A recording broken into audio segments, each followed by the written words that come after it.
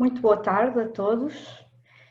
O meu nome é Joana Chedas e este é o 9º webinar de um ciclo de 12 webinars dedicado ao tema da transformação digital na saúde. Uma parceria entre a APA, Associação Portuguesa de Administradores Hospitalares, e a SPMS, os Serviços Partilhados do Ministério da Saúde.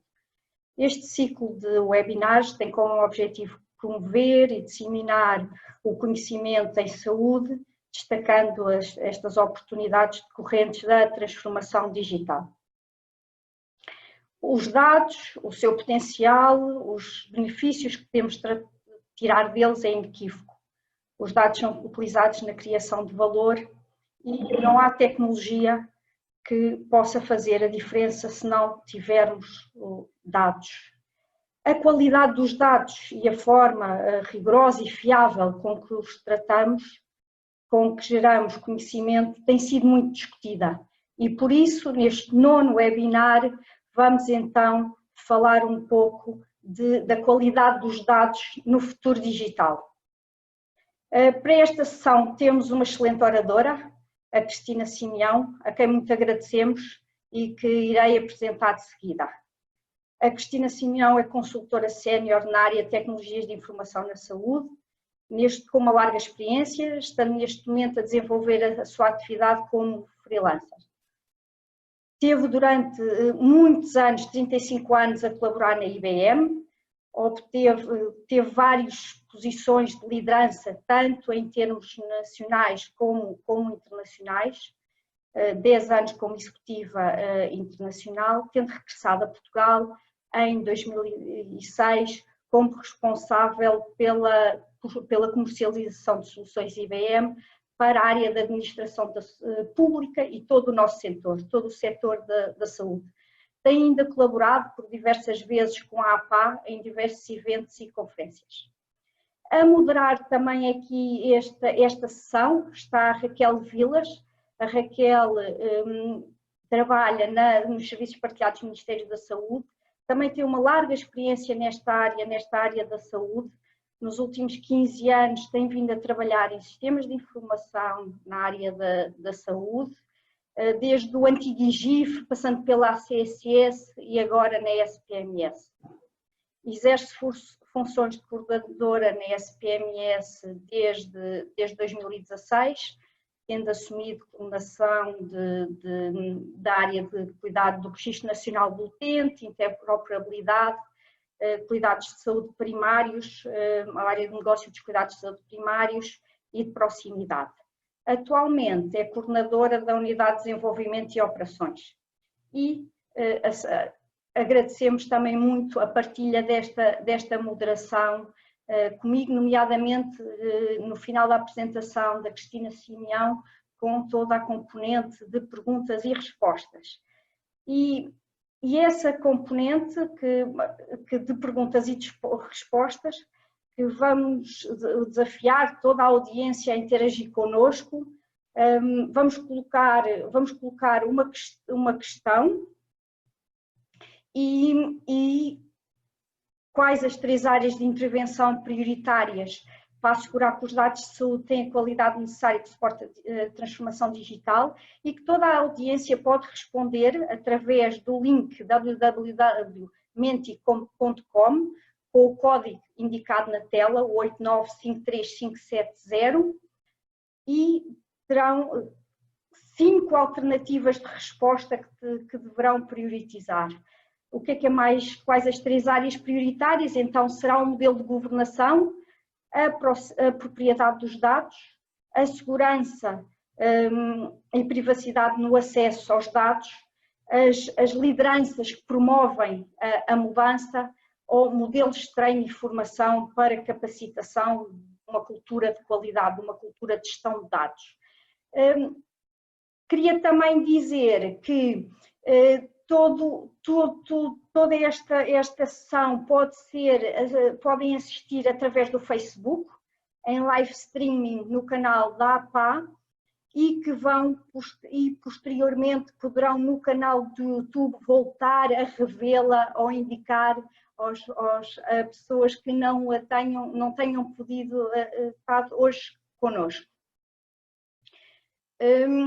basicamente, vou agora passar a palavra à Cristina, que nos vai fazer uma apresentação e nos alertar para a importância da qualidade dos dados e deste tema.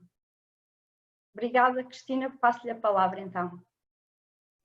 Muito bem, muito obrigada também, Joana, e muito obrigada à APA e à SPMS pelo amável convite que me estenderam para estar aqui hoje. Eu vou então partilhar o meu ecrã, porque tenho uma apresentação que sempre ajuda do ponto de vista visual a seguir a mensagem que tento passar, e vou agora partilhar. Espero que... Espero que todos as estejam a ver. Confirmam? Muito bem. Então, eu começava por fazer talvez o enquadramento da qualidade dos dados no futuro digital e tentar explicar porque que realmente é tão importante este tema para a transformação digital na saúde. É que hoje nós vivemos... Algo se passa... Porque é que eu não consigo? Já está. É que hoje nós vivemos num planeta que está literalmente inundado de dados. Se virmos a quantidade de bytes de dados que geramos num só dia, e esse número aí em cima, portanto 2,5 quintilhões de bytes por dia é aquilo que nós geramos em termos de dados todos os dias, e para quem estiver a contar, sim, são 18 zeros, um quintilhão. Concluímos facilmente que 90% de todos os dados que existem hoje no mundo foram criados apenas nos últimos 2 anos. Estima-se que até ao fim deste ano o nosso universo digital seja de aproximadamente 44 zettabytes.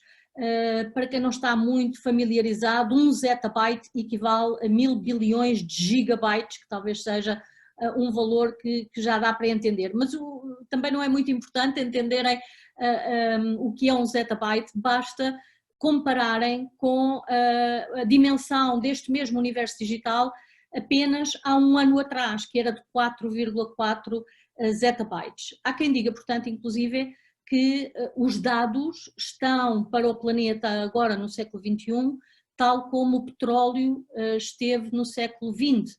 O que fazemos com estes dados, como é que vamos utilizar estes dados para desenvolver o nosso futuro, seja ele económico ou social, é o que vamos abordar hoje.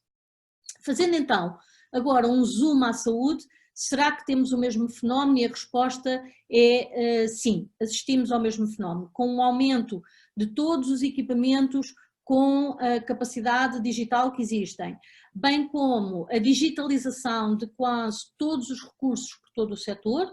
Aqui acrescem agora também a explosão de dados genómicos que são essenciais para fazer uma medicina de precisão. Verificamos que o volume de dados na saúde está a crescer a uma taxa verdadeiramente astronómica, de 153 exabytes, e mais uma vez, um exabyte é igual a 1000 milhões de gigabytes, mas também não interessa nada.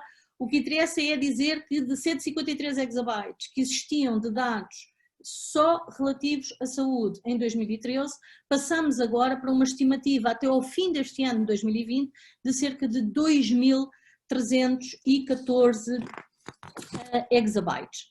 Se fizermos também, continuarmos a fazer um zoom e formos ver quanto é que cada um de nós, cada pessoa contribui com dados para esta explosão dos dados na saúde, só relativamente a dados de saúde, baseado num estudo da IBM de há 4 anos, cada pessoa gera aproximadamente 1 petabyte de dados exclusivamente relacionados com a sua saúde. Mas o curioso deste estudo é que, aplicando as métricas adaptadas do projeto HOPE de 2014, estima-se que apenas 10% de todos estes dados são relacionados com fatores clínicos, ou seja, quando eu vou ao médico, quando eu vou ao hospital, quando eu faço um exame, um raio-x, uma análise, e estes são os dados que são capturados pelos sistemas tradicionais, ditos tradicionais, sistemas de gestão informática da saúde e que estão visíveis para os profissionais de saúde. Depois existem 30% destes dados que são relativos a fatores genómicos, e isto é uma extrapolação da descodificação do genoma humano. Portanto, cerca de 30% destes dados são de fatores genómicos que começam cada vez mais, até há bem pouco tempo atrás, também eram invisíveis. Hoje em dia já existem várias aplicações, vários sistemas e várias soluções que implementam e usam os dados genómicos para, lá está, fazer a medicina de precisão.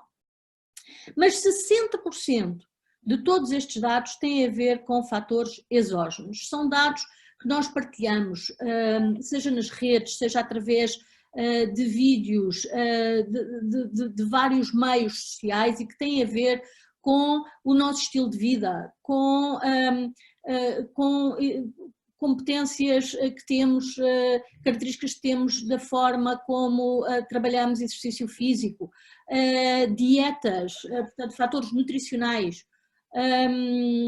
dados que têm a ver com o nosso bem-estar, seja ele físico ou psicológico. E estes dados, a grande maioria deles, ainda hoje é totalmente invisível para os sistemas tradicionais de gestão de dados da saúde. Mas eu tenho falado de dados.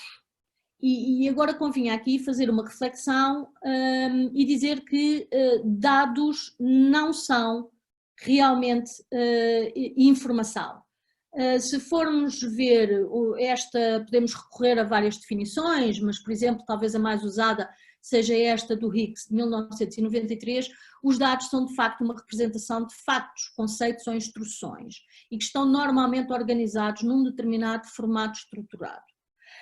Para efetivamente transformarmos estes dados em informação, e continuando um bocadinho com o paralelismo que eu fiz anteriormente em relação ao petróleo, os dados são como matéria-prima, são raw material, não é? Eles precisam de ser trabalhados, eles precisam de passar por plataformas para serem refinados, para serem filtrados, para se poder então o quê? Para se poder então extrair desses dados informação de acordo com as nossas necessidades. E normalmente as plataformas que são utilizadas para transformar dados em informação são estas plataformas analíticas. Mas também quer dizer que informação não é necessariamente conhecimento. Para que a informação se traduza em conhecimento, ela também precisa de ser processada através de processos cognitivos, através de inteligência. Pode ela ser humana ou artificial, não é? Cada vez mais falamos de facto de sistemas que exploram a inteligência artificial para o tratamento da informação e para poder gerar conhecimento. E este conhecimento é gerado através deste processo cognitivo que vai então interpretar, vai contextualizar e vai experimentar esta informação e vai validar os resultados provenientes dessa experimentação.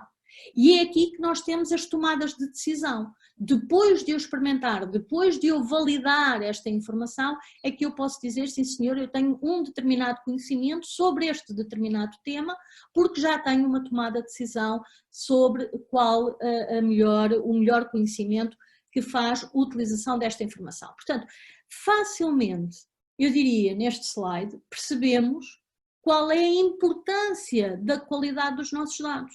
Porque se de facto os dados não tiverem qualidade, eles vão produzir informação errónea que vai, por sua vez, produzir conhecimento que não está correto. Mas, então, de facto, no início deste ano, no fim do ano passado e foi publicado no início deste ano, houve um survey que foi realizado em vários países europeus e a vários profissionais de saúde que referiam exatamente quais as maiores barreiras para a transformação digital das organizações de saúde, principalmente numa ótica de aplicação e introdução da inteligência artificial, dado que vivemos neste universo de Big Data. De facto, o cérebro humano, a nossa capacidade humana de conseguir processar todos os dados e toda a informação resultante deste universo digital em explosão começa a ser limitada, porque o cérebro humano é limitado principalmente em duas coisas, em capacidade de armazenamento, portanto nós não conseguimos de facto armazenar toda a informação que estudamos e a que temos acesso desde que nascemos até agora, por exemplo, não é? Portanto, o cérebro é limitado em termos de capacidade e também é limitado em termos de facto, memória e velocidade de processamento. Eu preciso de uma determinada capacidade para poder processar essa informação. Daí que, mais e mais, o futuro digital vai passar pela utilização de inteligências artificiais que consigam ter essa capacidade adicional para nos ajudar. Não é para processar toda a informação, mas é para nos ajudar a processar essa informação. E de acordo com este survey, estas são as principais 4 barreiras a essa utilização, digamos, da inteligência artificial nas organizações de saúde. 2 têm a ver com competências e com skills, sejam dos próprios profissionais informáticos de análise de dados e de inteligência artificial, seja com os profissionais clínicos.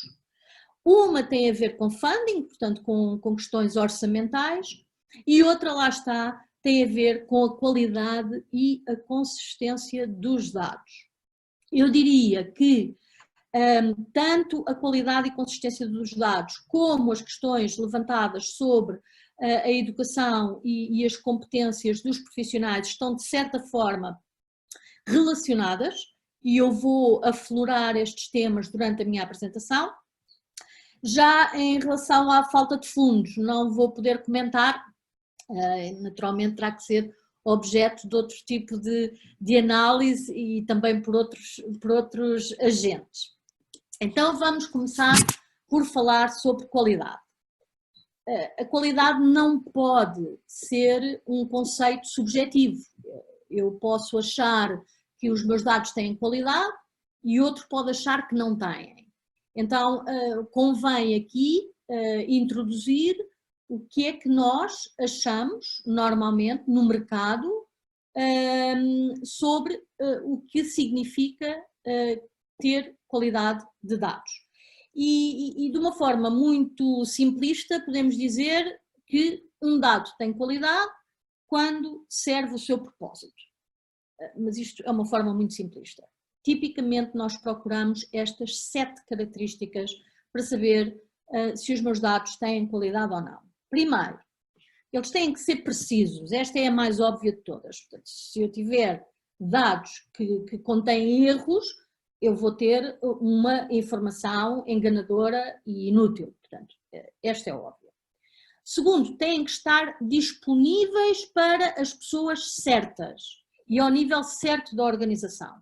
Muitas vezes, os dados estão disponíveis para certas pessoas que não são as que mais necessitam de os processar. Ou são processados por pessoas que não têm a competência ou que não estão certificadas para os processar e para processar a informação e o conhecimento daí proveniente. Terceiro, eles têm que estar completos. Falta alguma coisa? Dados incompletos levam, por sua vez, a lacunas na informação e, mais uma vez, podem limitar o seu valor na criação do conhecimento. Detalhados. Qual o nível de granularidade que eu tenho dos meus dados? O nível certo de detalhe convém não ser nem a mais nem a menos, não é? É necessário para uma tomada de decisão acertada e efetiva. Relevantes. Este é talvez um dos principais problemas dos dados. Será que todos os dados colecionados são necessários para o propósito que eu tenho, para a informação que eu quero extrair, para o conhecimento que eu quero. Dados irrelevantes geram muitas vezes informação irrelevante. E isto leva a muitos gastos, gastos em tempo, gastos em dinheiro, gastos em quantidade de armazenamento, mas principalmente gastos no processamento cognitivo das pessoas que precisam de gerar informação. E as pessoas cansam-se e, portanto, levam a, de facto, uma desacreditação na informação e no conhecimento. Confiáveis.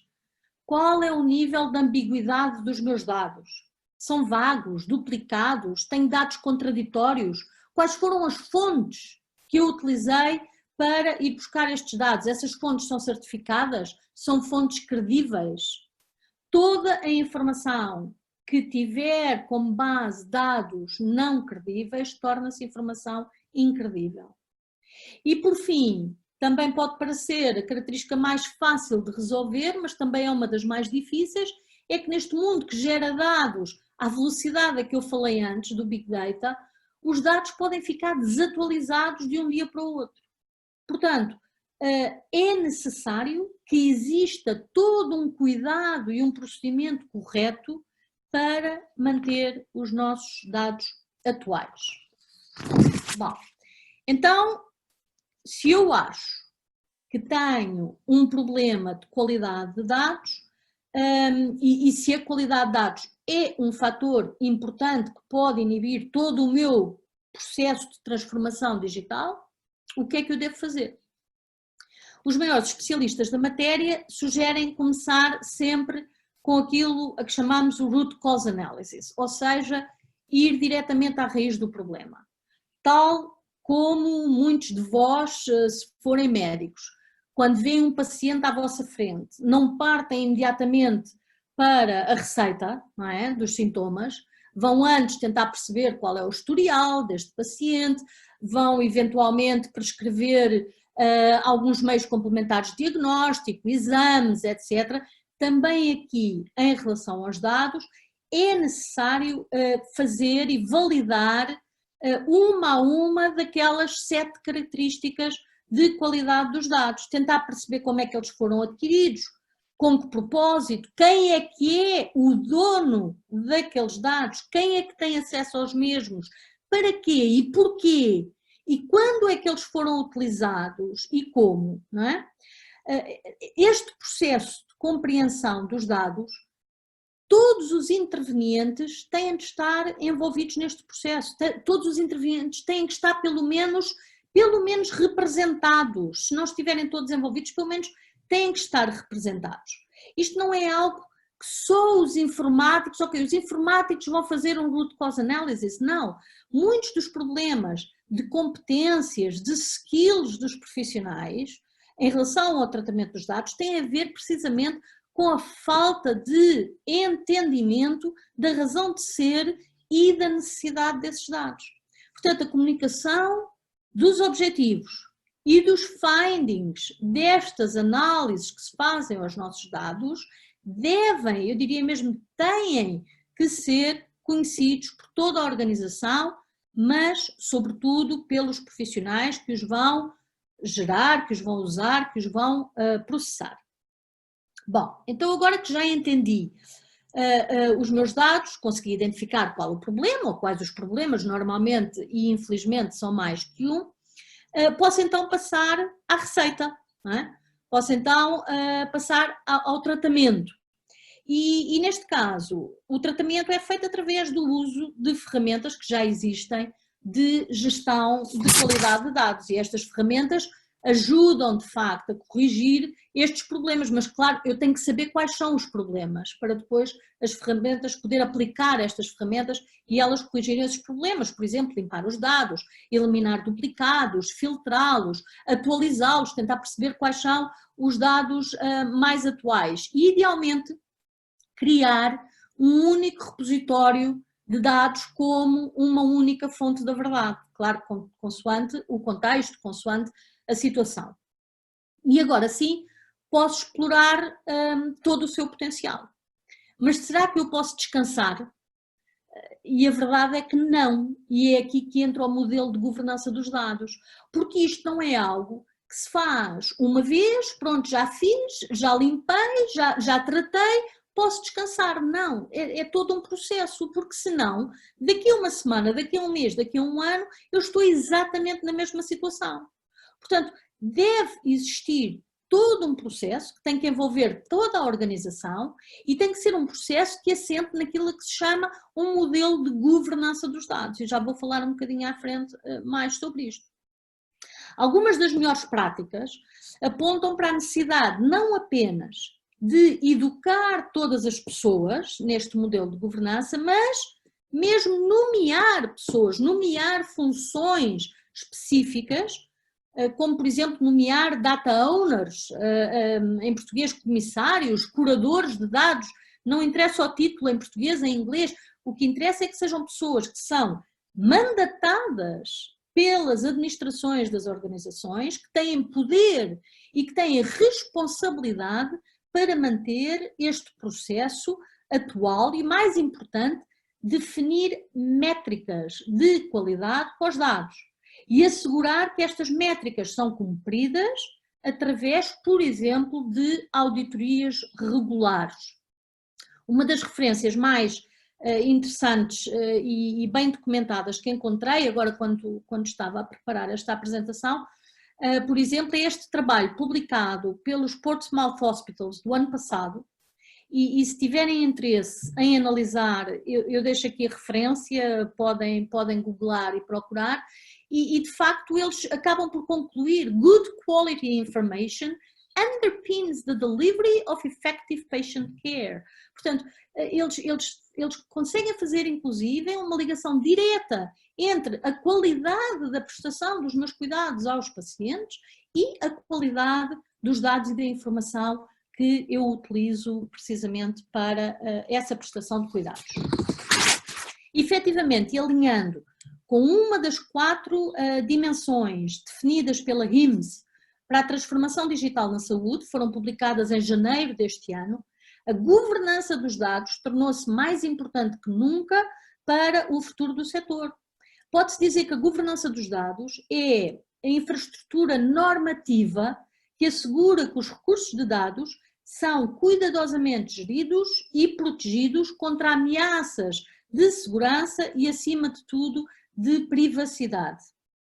Numa altura, e principalmente agora com o Covid-19, em que mais e mais dados de saúde são gerados pelos próprios cidadãos, devem também existir normas perfeitamente claras e transparentes para o uso dos dados num sistema de saúde centrado no paciente. Mas nesse caso, será sobretudo através da visão e da estratégia das administrações das várias organizações de saúde que se irá produzir a verdadeira transformação. O futuro requer que os líderes de agora assegurem a educação, a capacitação e o envolvimento dos profissionais de saúde que habilitem novos modelos de cuidado, tais como os virtuais e a prestação remota de cuidados, bem como novos sistemas que estimulem a participação dos cidadãos na gestão da sua doença e principalmente também na gestão da sua saúde e do seu bem-estar, seja através da utilização de ferramentas e tecnologias digitais e as apps todas que estão a nascer todos os dias, mas que têm que ser devidamente aprovadas, autorizadas e certificadas. E como falei na Covid, também convinha agora fazer aqui uma reflexão, uma curta reflexão sobre o impacto que a Covid teve neste tema, porque teve, em alguns casos, positivo, noutros casos, menos positivo. Mas eu acho que nós podemos aprender e muito com esta pandemia sobre o sistema de saúde que nós queremos para o nosso futuro. Para já penso que se podem tirar 3 ilações. Primeira, pela limitação dos contactos presenciais que estamos a viver todos hoje em dia, as novas tecnologias, tais como comunicações remotas, inteligência artificial, robótica, genómica, transformaram verdadeiramente a nossa capacidade de responder a esta pandemia.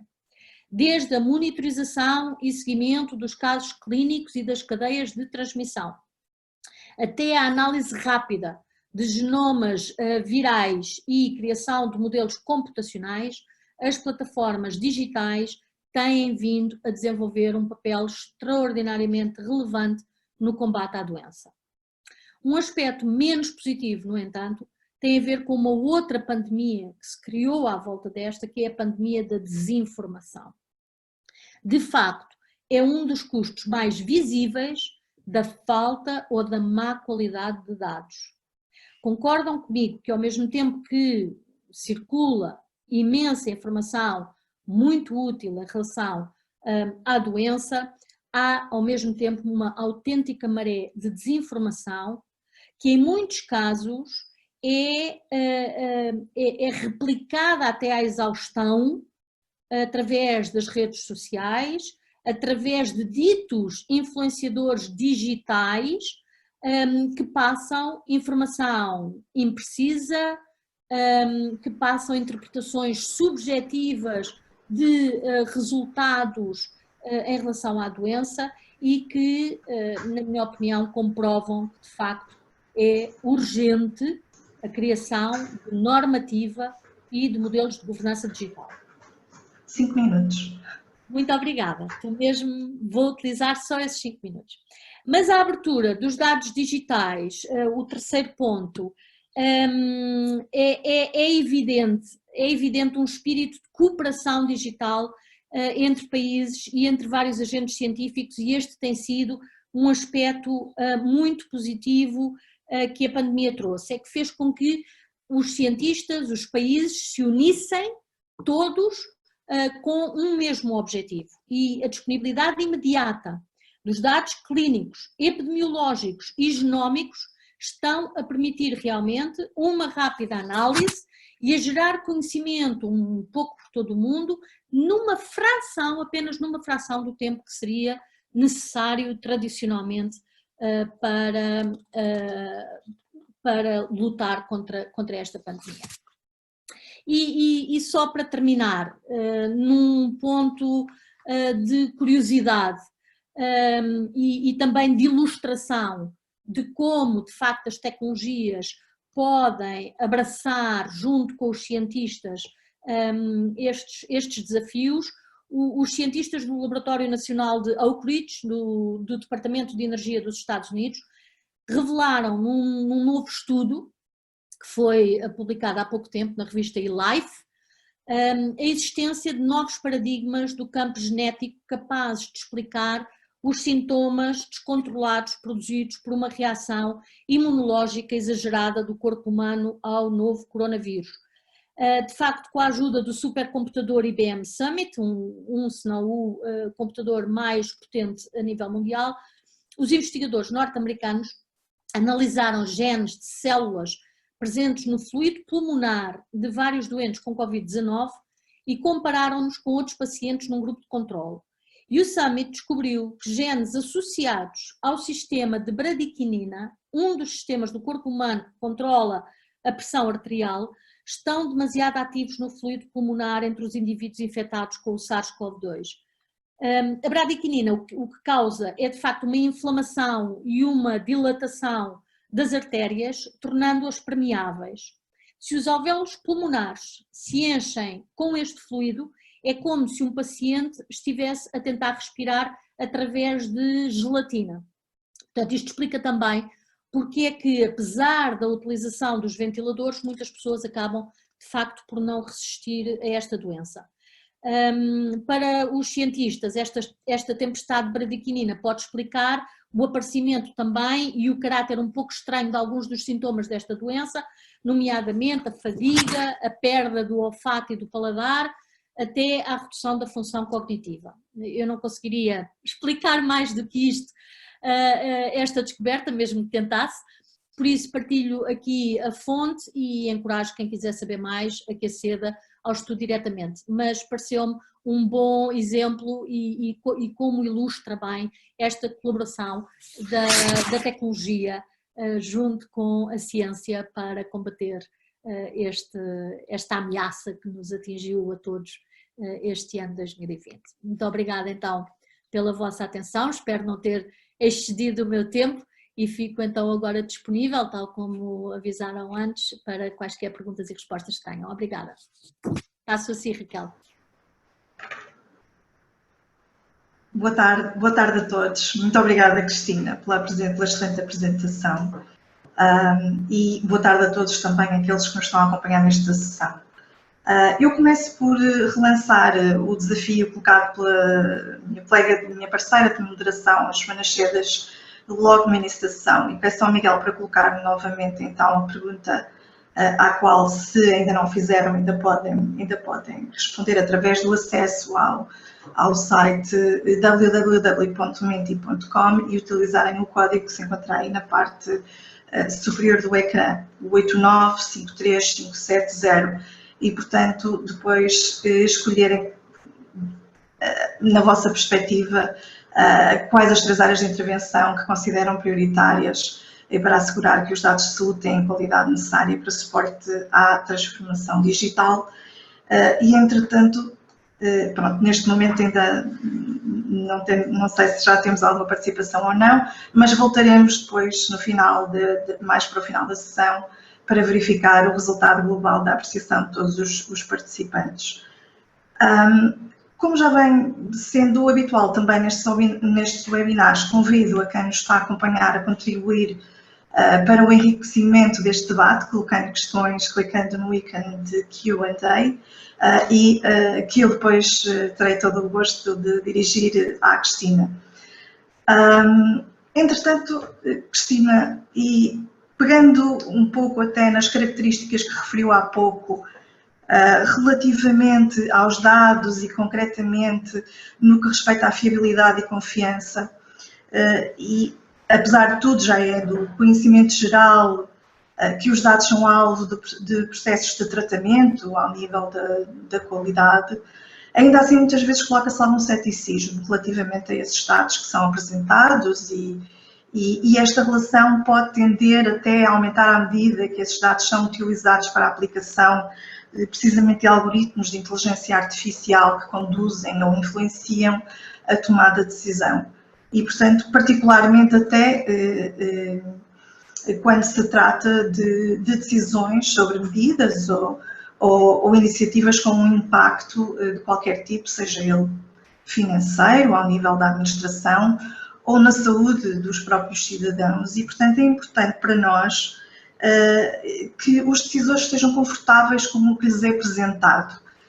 E, na sua perspectiva e, com certeza, experiência, e se até tiver algum exemplo prático que possa partilhar connosco, era excelente, que medida ou que medidas é que considera que podem ser aplicadas para aumentar a confiança nos dados pelos utilizadores e decisores? Obrigada, Raquel. Efetivamente, penso que estão a ouvir, não? Perfeitamente. Efetivamente, quando falamos de inteligência artificial, a fiabilidade e as fontes utilizadas de dados para treinarem, e aqui entre um bocadinho numa certa terminologia utilizada para as inteligências artificiais, de facto, estes sistemas não são sistemas programados como tradicionalmente se programam outras aplicações, são sistemas que passam por algoritmos, como disse muito bem, que têm que ser treinados, ou seja, a informação é-lhes transmitida, os dados são inseridos, mas depois estes sistemas de inteligência artificial correm um processo muito semelhante ao nosso da inteligência humana, e daí se chamarem processos cognitivos, porque o que eles vão fazer é também validar, interpretar e contextualizar esses dados. Portanto, dependendo da aplicação que vai utilizar inteligência artificial, eu diria E a primeira coisa que é necessário fazer é verificar como é que esses dados foram treinados, como é que essa inteligência artificial foi treinada, com que dados. Esses dados vieram de fontes, mais uma vez, confiáveis ou não?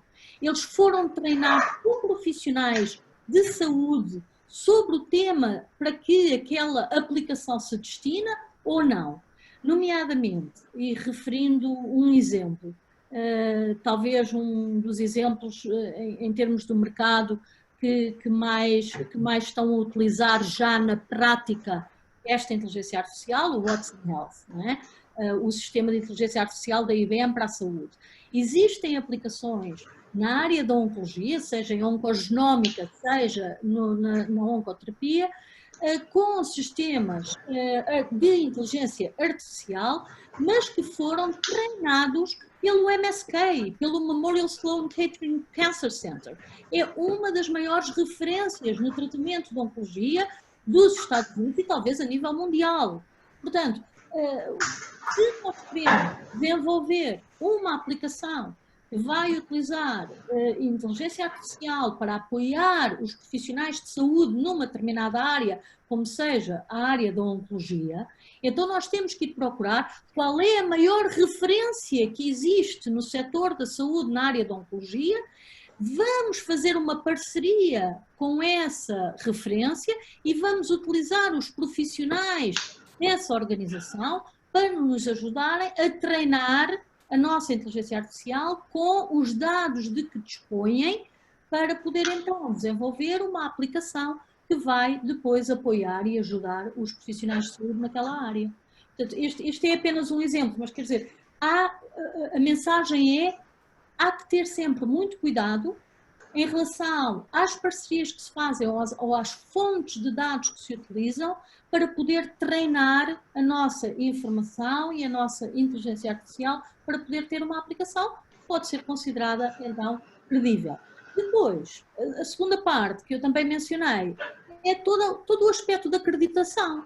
Porque uma coisa é, eu tenho a certeza agora que tenho uma aplicação, que tenho um sistema que está a utilizar dados que são confiáveis, mas convém que os vão usar, não é? E que vão tirar proveito dessa informação e desses dados, também o considerem. E, portanto, há que passar por um processo de acreditação, de autorização, de certificação, o que lhes chamarem, mas com entidades que sejam credíveis, desde entidades em Portugal como Infarmed, enfim, outras, que vão dar esse cunho, a Ordem dos Médicos, que vão olhar, que vão validar, que vão dar um cunho de credibilidade a esta informação.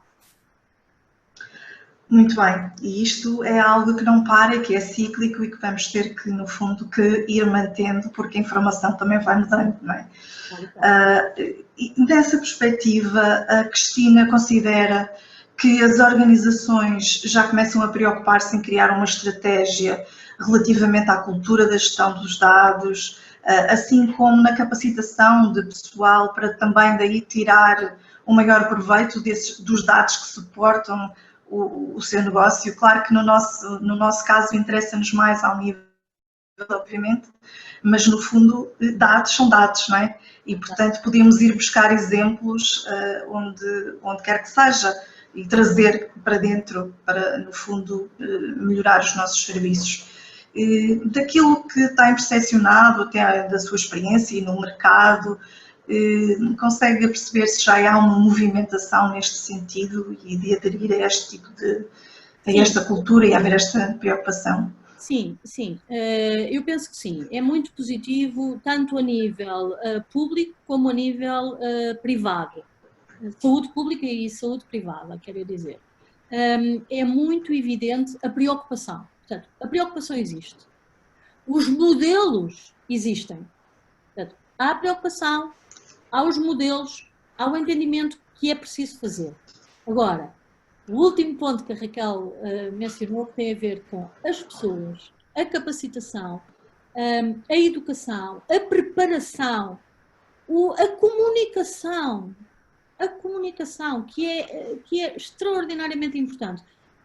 Ainda vejo lacunas, porque falo com as administrações, e as administrações tipicamente dizem-me: sim, Cristina, nós estamos conscientes, precisamos de o fazer, lançamos projetos A, B ou C para desenvolver os modelos, para desenvolver arquiteturas, para desenvolver... Todo esse trabalho está feito.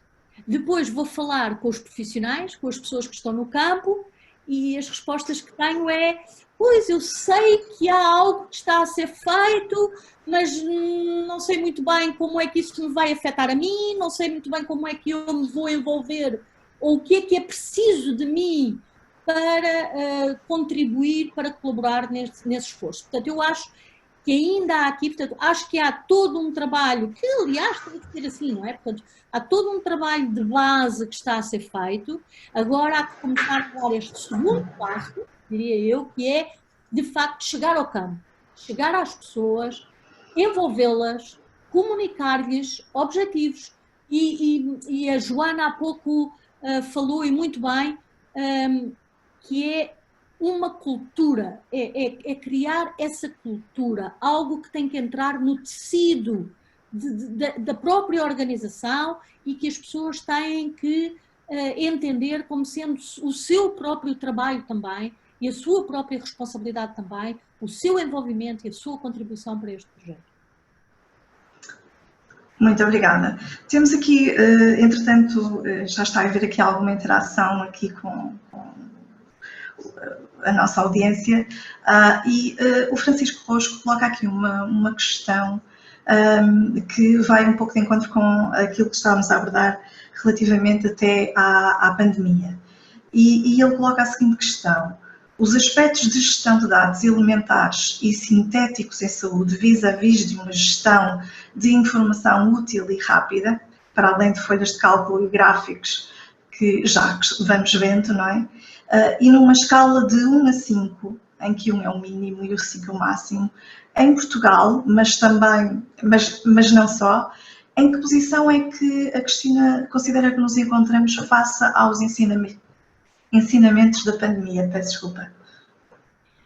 Bom, é uma pergunta difícil porque não tenho, inclusive, toda a informação, não tenho todos os dados e toda a informação para poder medir exatamente onde estamos.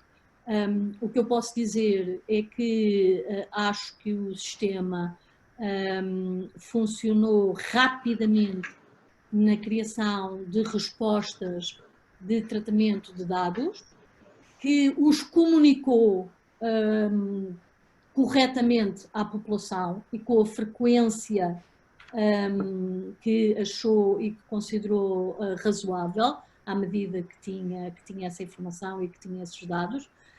Eu penso que, comparativamente com outros países e pelo que pude observar na resposta de outros países à pandemia, nós estivemos bem no que diz respeito a este tratamento dos dados e da informação e à sua comunicação com a população. Obviamente que há muito que melhorar, há muitas áreas necessariamente que precisam de ser melhoradas, os sistemas e as infraestruturas, acredito que não estivessem, porque seria impossível estar em qualquer infraestrutura, seria impossível estar preparada para a dimensão de facto que esta pandemia tomou, inclusive a nível mundial e, portanto, também ao nosso nível. Acho que no princípio houve talvez muitas dificuldades no tratamento dos dados. Eu própria já agora posso rapidamente partilhar que fui uma vítima, porque logo em março fui das primeiras pessoas que fui diagnosticada positivamente com Covid, portanto eu já tive Covid, e agora os testes serológicos de há pouco tempo atrás demonstram que estou imune ou que tenho os anticorpos e, portanto, ainda bem, alguma coisa de bom que saia. Tive uma versão muito light, muito leve da doença, não precisei de ser internada, graças a Deus, não tive insuficiências respiratórias, portanto, no meu caso não me atacou os pulmões com o tal hidrogel que o estudo apontou. mas ainda hoje devo dizer que tenho faltas de olfato, por exemplo, e de paladar. Portanto, este vírus realmente tem alguns sintomas um pouco estranhos. Mas devo dizer-vos que, no princípio, já agora só para ilustrar com o meu caso pessoal, eu recebia 2 a 3 chamadas por dia de vários agentes e intervenientes do sistema de saúde, desde o centro de saúde, a delegada de saúde, etc., a fazerem a mesma pergunta, não é?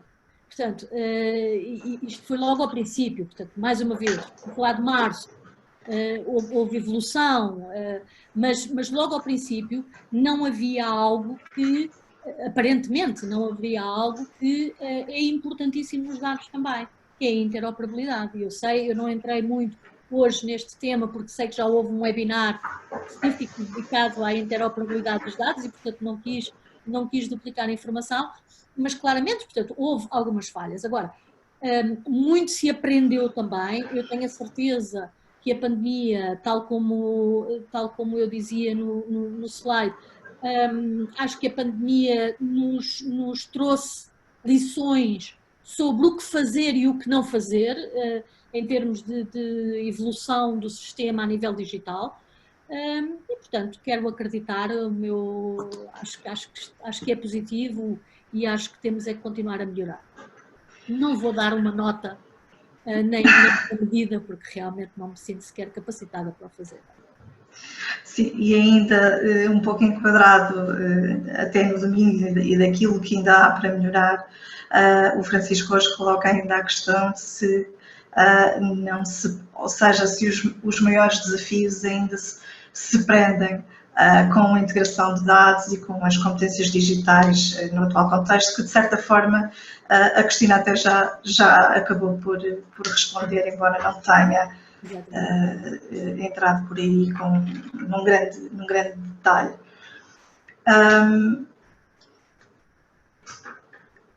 A Cristina consegue, ou há alguma forma de nós conseguirmos valorizar os dados, sejam eles privados ou públicos, captando-os em estatísticas normalizadas e cujo proveito seja realmente óbvio e muito objetivo.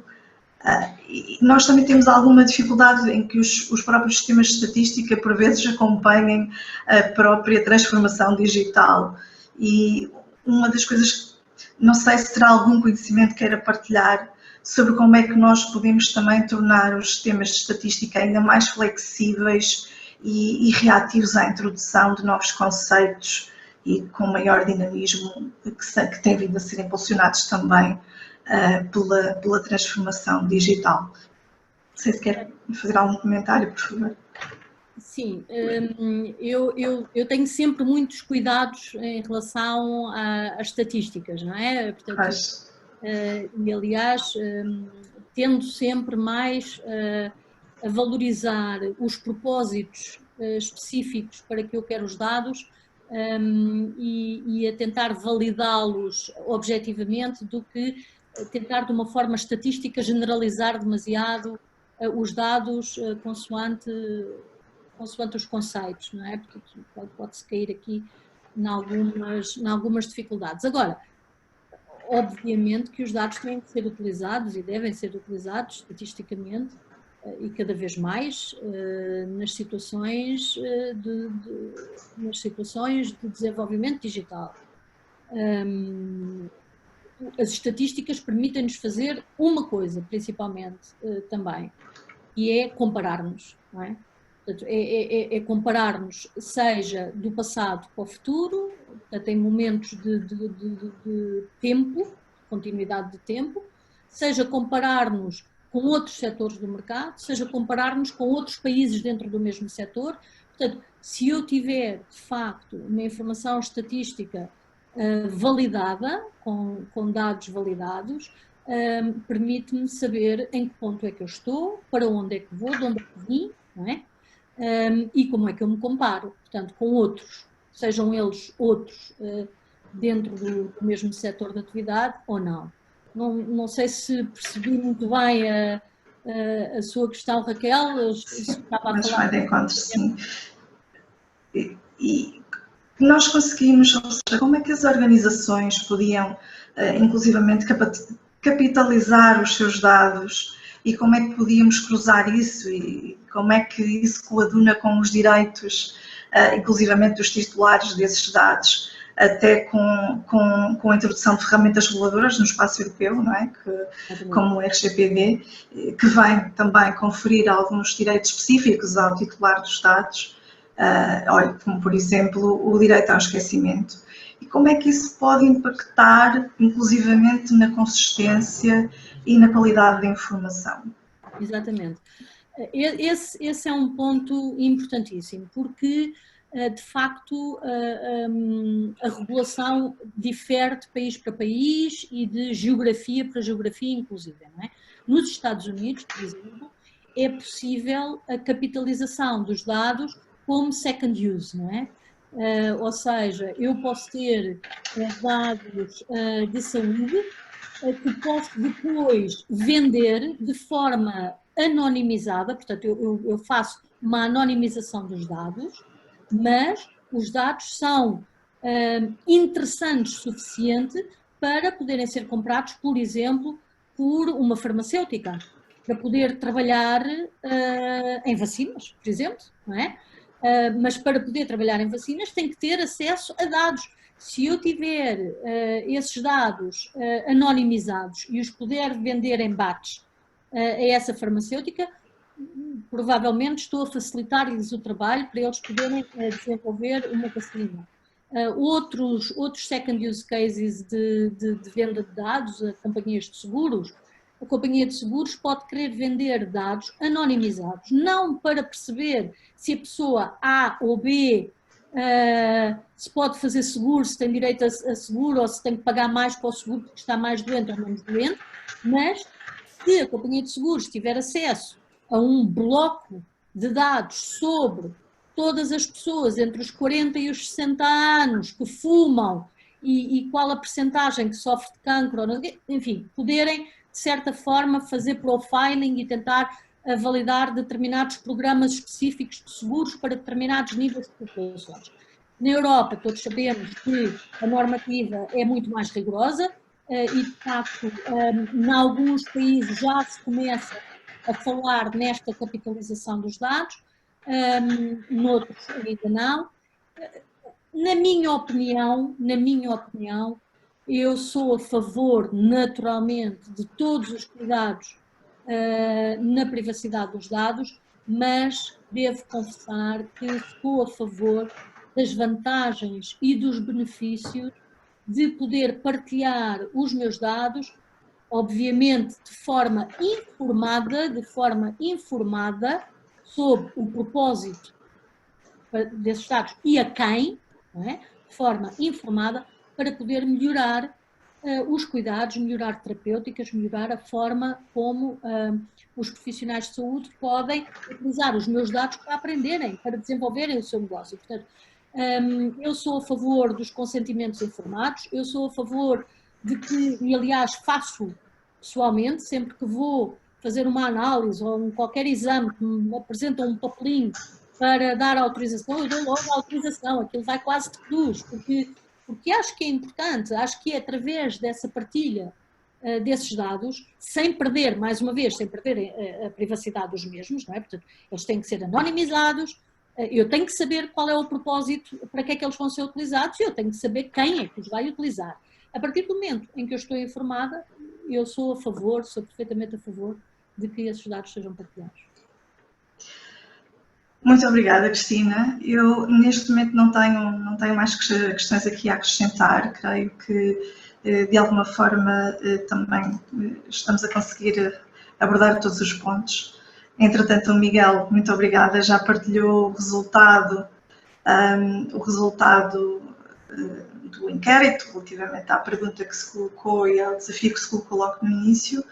Portanto, relativamente às 3 áreas prioritárias, considera-se a segurança e privacidade no acesso aos dados, um modelo de governação e as lideranças que promovem a mudança. Cristina, nós gostaríamos ainda de ter um último comentário sobre este resultado, por favor.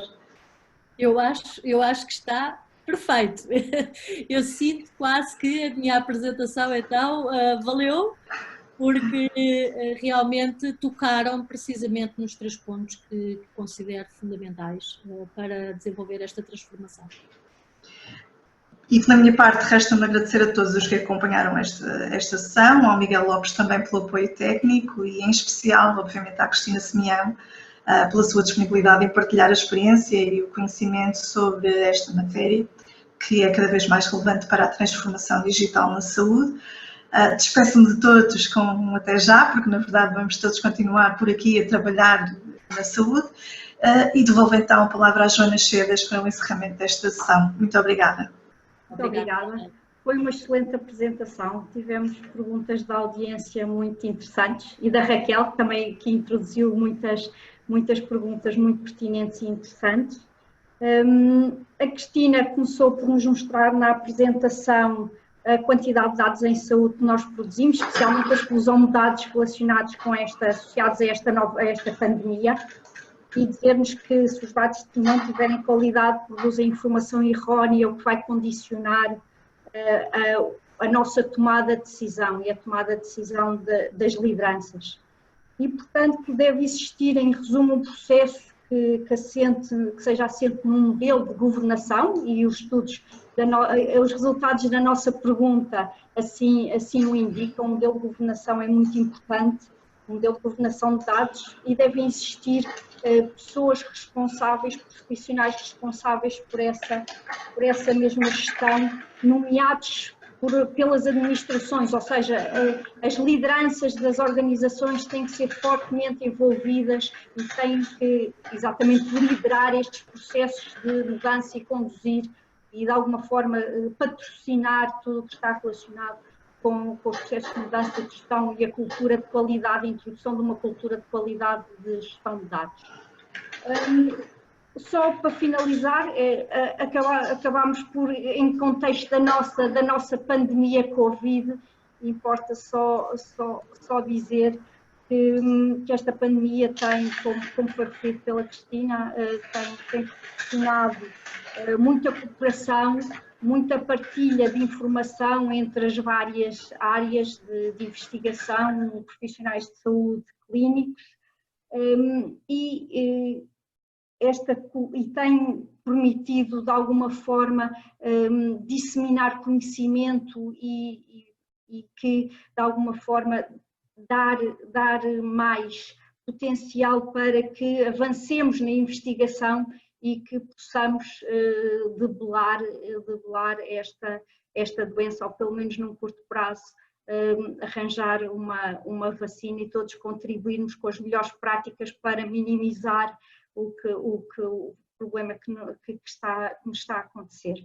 Portanto, acho que estes ciclos de seminários, e especificamente este seminário, são muito interessantes, muito úteis, e porque até no contexto atual. E o próximo seminário vai também, estamos no 9º, portanto o próximo é o 10º, vai acontecer, está agendado para o dia 6 de outubro. No dia 6 de outubro vamos falar um bocadinho das direções de sistemas de informação. Será dedicado ao tema da importância dos serviços de informática e também como promotores também desta gestão, desta cultura de gestão de dados, e também como receptores desta capacitação dos seus profissionais para levarem esta qualidade e esta cultura avante. Quero agradecer a toda a audiência que nos esteve aqui a ouvir. Quero agradecer especialmente à Cristina, que nos fez esta maravilhosa apresentação, e à Raquel, que conduziu toda esta moderação, que introduziu questões e que esteve a representar a SPMS. Muito obrigada e uma boa tarde em nome da APAD e SPMS. Obrigada.